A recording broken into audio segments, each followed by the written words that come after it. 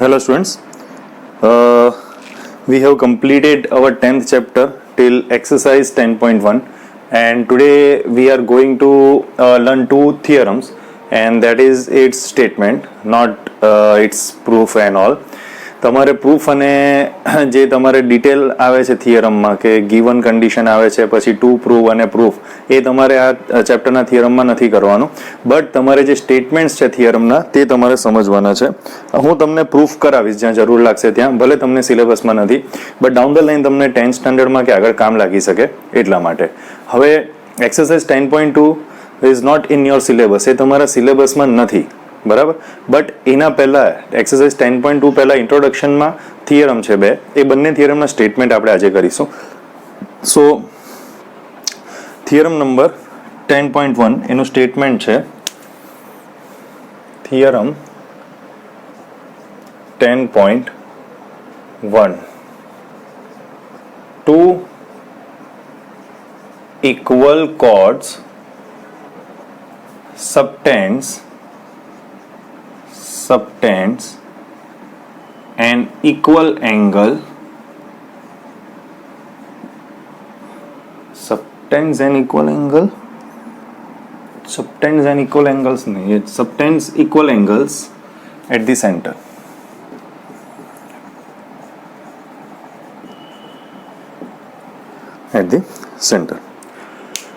Two equal chords subtends equal angles at the center. હવે આ વસ્તુને આપણે સમજીએ.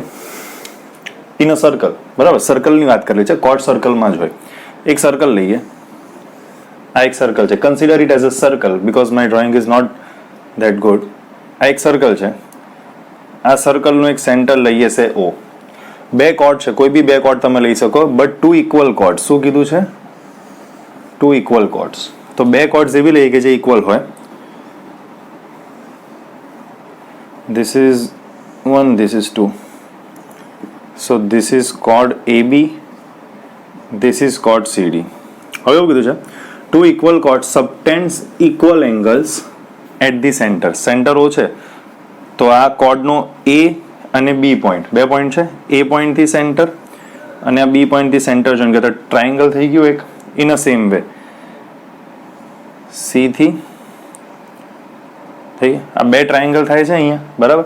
હવે અહીંયા એમણે શું કીધું છે, આ ખાલી સ્ટેટમેન્ટ સમજવાનું છે, તમને પ્રૂફ નથી, but let me teach you the proof, કઈ રીતે આ પ્રૂફ થશે એના માટેનું પ્રૂફ. સો અહીંયા વી નીડ ટુ પ્રૂવ. શું પ્રૂવ કરવાનું છે કે એંગલ સેન્ટર પર કયો એંગલ બને છે, એક આ અને એક આ એંગલ ઇક્વલ છે એવું પ્રૂવ કરવાનું છે. આ એંગલ કયો કહેવાય છે? AOB. એ કોને ઇક્વલ થાય છે? આ એંગલ COD.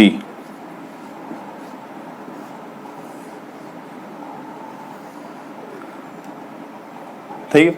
આ આપણે પ્રૂવ કરવાનું છે. This is to proof. તમને કોઈ પૂછશે નહીં આ થિયરમનું પ્રૂફ, બટ એના પર બેઝડ તમને MCQ આવી શકે અને ડાઉન ધ લાઈન તમને કીધું તેમ 10th સ્ટાન્ડર્ડમાં તમને કામ લાગી શકે. આ વસ્તુ તમને ખબર હોવી જોઈએ કે two equal chords subtends equal angles at the centre. આપણે બે કોર્ડ લીધી, એક AB એક CD. એનાથી આપણે સેન્ટરને જોઈન કર્યું તો આપણને બે ટ્રાયેંગલ મળે છે. એક ટ્રાયેંગલ છે AOB, તો in triangle AOB and triangle, બીજો ટ્રાયેંગલ છે COD. બે ટ્રાયેંગલ થઈ ગયા છે. હવે ટ્રાયેંગલમાં આપણે જ્યારે બેઝિક ઇન્ટ્રોડક્શન પાર્ટ કરતા હતા ત્યારે તમને એઝ યુ ઓલ નો, એટલે તમને ખબર જ છે, આ ટ્રાયેંગલ છે, આ ટ્રાયેંગલનું સેન્ટર, ટ્રાયેંગલના સેન્ટરથી કોઈ બી પોઈન્ટ સર્કલનો જે છે તેને આપણે જોઈન કરીએ તો બધી રેડિયસ કહેવાય, બરાબર. આ સેન્ટરથી આ કોઈ બી પોઈન્ટ હું સર્કલનો જોઈન કરી દઉં તો દેટ ઇઝ કોલ્ડ રેડિયસ. અને સર્કલમાં તમે કોઈ બી રેડિયસ લો તો એ ઇક્વલ જ હોય. આ જો 5 સેન્ટીમીટર રેડિયસ હોય તો આ બધી 5 સેન્ટીમીટર જ હશે. સેન્ટરથી સર્કલના બધા પોઈન્ટ ઇક્વલ ડિસ્ટન્સ પર જ હોય છે. હવે એ વસ્તુને સમજીએ, અહીંયા કઈ રીતે યુઝફુલ થશે તમને. તો જો બે ટ્રાયેંગલની વાત છે, AOB અને COD. હવે ધ્યાનથી સમજજો. OA અને OD બંને રેડિયસ થશે. આ સેન્ટરથી આ પોઈન્ટ A સર્કલનો OA is equal to centre to DOD. બે અલગ અલગ ટ્રાયેંગલની કમ્પેરિઝન કરીએ છીએ. આ OA અને આ OA, આ બી રેડિયસ, આ OD બી રેડિયસ. ટ્રાયેંગલ એક જ ટ્રાયેંગલની કમ્પેરિઝન નથી, આમાં બે ટ્રાયેંગલની કમ્પેરિઝન છે. એક ટ્રાયેંગલ AOB, બીજો ટ્રાયેંગલ COD. તો આ જેટલું OA થશે એટલું જ OD થશે. કેમ? બીકોઝ રેડિયસ છે. ઇન અ સેમ વે જેટલું આ OC થશે એ બી રેડિયસ છે, એટલું જ આ ટ્રાયેંગલનું OB થશે એ બી રેડિયસ છે.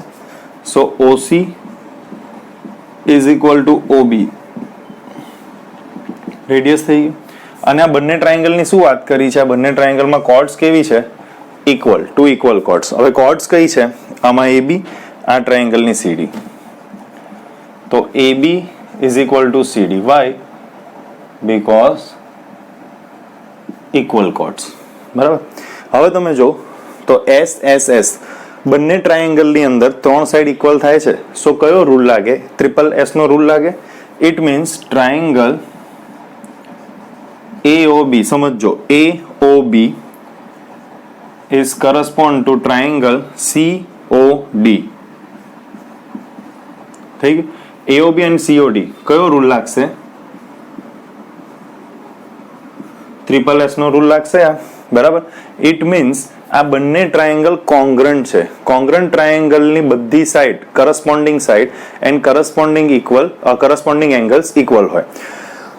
તો અહીંયા કરસ્પોન્ડિંગ એંગલ કયો થશે? તો જો A નો કરસ્પોન્ડિંગ એંગલ C, B નો કરસ્પોન્ડિંગ એંગલ D, O બંનેનો મ્યુચ્યુઅલ એંગલ છે એટલે O બંનેનો કરસ્પોન્ડિંગ એંગલ. એનો મતલબ આ એંગલ AOB અને અહીંયા angle COD. So angle AOB is equal two angle COD. આ રીતે આનું પ્રૂફ છે. તમારે ખાલી સ્ટેટમેન્ટ કરવાનું છે. ઇટ ડઝન્ટ મીન કે તમને ખબર નહીં હોય કે વસ્તુ કઈ રીતે પ્રૂવ થઈ છે. જેમાં સ્ટેટમેન્ટ એ ટાઈપનું જ હશે કે તમને પ્રૂફની જરૂર નહીં હશે તે જગ્યાએ આપણે નહીં કરીશું. ભલે તમને સિલેબસમાં હોય કે નહીં હોય, બટ અહીંયા જરૂર હતી એટલે મેં તમને આ પ્રૂફ કરાવેલું છે. તમે નોટ્સમાં બી આ પ્રૂફ લખજો. બરાબર છે. મેથ્સમાં તમે જેટલી પ્રેક્ટિસ કરો ને એટલું જ તમને આગળ જઈને ફાયદો થાય. તમને ખબર પડે કે તમે શું લખો છો. બરાબર. એટલે એબ્સન્ટ માઇન્ડ નહીં રહેવાનું, પ્રેઝન્ટ માઇન્ડ સાથે તમારે નોટ્સ બનાવવાની, તો તમને વધારે કામ લાગે. પાછું એકવાર રિપીટ કરી દઈએ. 2 ઇક્વલ કોર્ડ્સ, 2 કોર્ડ્સ હતી અને સાઈડ પર જ રાખું છું.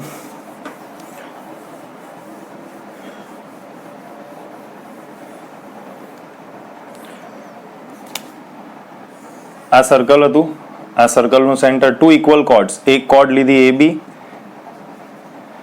એક કોર્ડ લીધી આ CD.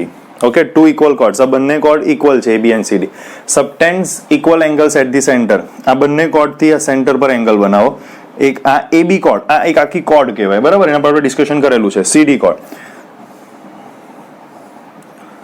તો આ 2 ટ્રાયેંગલ બને છે. એક ટ્રાયેંગલ AOB, બીજો ટ્રાયેંગલ COD. આ એંગલ, સેન્ટરનો એંગલ બંને ટ્રાયેંગલનો ઇક્વલ છે એવું પ્રૂવ કરવાનું છે. તો આપણે કઈ રીતે કર્યું? તો 2 ટ્રાયેંગલ છે, એક AOB ટ્રાયેંગલ અને એક COD ટ્રાયેંગલ. એની અંદર આપણે કોંગ્રન્સ ચેક કર્યું. ઇન અ સેન્સ OA અને OD ઇક્વલ થશે બીકોઝ રેડિયસ છે. ઇન અ સેમ વે આ OB અને OC આ ટ્રાયેંગલનું સેમ થશે, એ બી રેડિયસ છે. અને બંને ટ્રાયેંગલમાં આ ટ્રાયેંગલનું AB અને આ ટ્રાયેંગલનું CD ઇક્વલ થશે બીકોઝ બંને ઇક્વલ કોર્ડ છે. તો આ રીતે આપણે જોયું કે આ બંને ટ્રાયેંગલ કોંગ્રન્ટ થાય છે and by that triple S rule આ એંગલ સેમ થશે બીકોઝ જો કોંગ્રન્સ હોય તો corresponding angles and corresponding sides equal હોય. So this is your theorem 10.1. Okay, હવે આપણે થિયરમ 10.2 નું સ્ટેટમેન્ટ છે તે કરીએ. ઇટ્સ જસ્ટ અ સ્ટેટમેન્ટ, એ સ્ટેટમેન્ટ છે.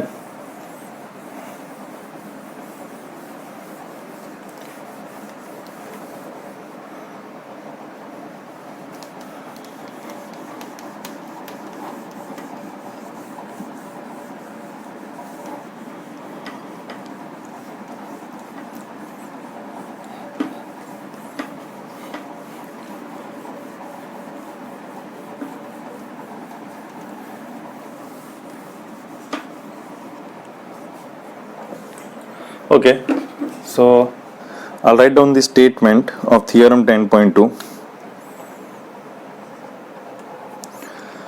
If the angle subtends, if the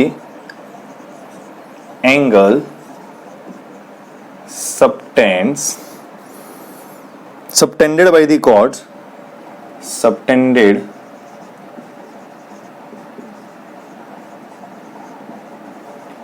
by the chords of a circle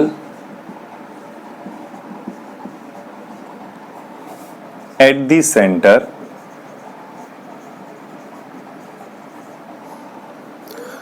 are equal,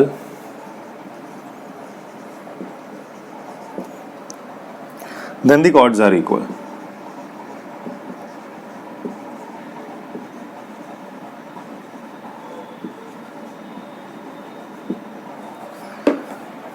Then the chords are equal. શું કીધું છે? If the angle subtended by the chords of a circle at the center are equal, then the chords are equal. જે theorem 10.1 છે ને તે theorem 10.2 છે. એમાં શું કીધું હતું કે જો બે કોર્ડ્સ ઇક્વલ હોય તો એ સેન્ટર પર ઇક્વલ એંગલ કરે. આમાં એ જ સ્ટેટમેન્ટને એ લોકોએ ઊંધી રીતે લખેલું છે. ઇન અ સેન્સ અહીંયા શું લખેલું છે કે જો સેન્ટર પર જે એંગલ સબટેન્ડ થાય છે કોનાથી, તો કોર્ડથી. If the angle subtended by the chords of a circle, a circle, અહીંની બે chord AB and CD, chord કશે બી લઈ શકો. હવે આ કોર્ડથી જે એંગલ સબટેન્ડ થાય છે of a circle at the centre, આ કોર્ડથી અહીંયા સેન્ટર પર જે એંગલ બને છે